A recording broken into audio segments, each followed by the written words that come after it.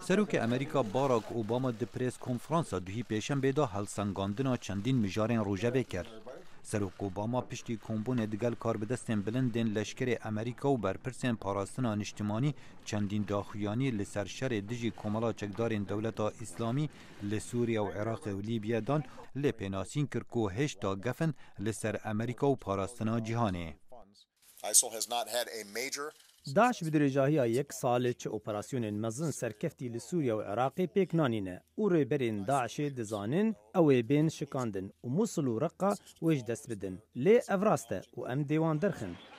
سرهلدانا سوریا و برسفدانا تندا حکومت سوریا در فتو بهانه دا پیدابونا کمالین تروریست وکو جبهت النصره و داعش لسوریا و عراق و تفلیبونا ولات جهان و جوانا روسیا و امریکا. سر رای هبونا رکفتنه که آگربسته لشرین دجوار بتایبت لحلبه تینه کرد. سروک اوباما رخنکا تنت لسروک روسیا و رول ولاتوی د سوریا داگر و گمان اخسته لسر باوری پیکرنا روسیا.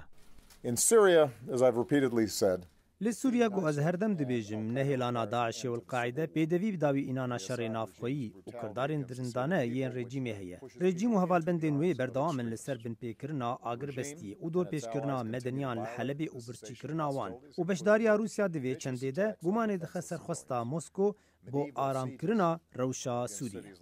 سروک اوباما لدریجاهیا پیدا چونا خوب برسفدانا بسیارین روزنامه‌وانا رد کرد که امریکا 400 میلیون دلار را دستی ایران کربت ده همان روزا آزاد کرنا بارمتین امریکی و گوت امریکا پاره همبری آزاد کرنا ولاتین خو نادد. بودم نزیکی 2 سالان ولاتین یکگرتین امریکا پشتوانی بو هیزن خوجهی لسوریا و عراق دجی داعش برهف دکت و دست به پشتوانی هیزن آلیگرین حکومت لیبیا کرد.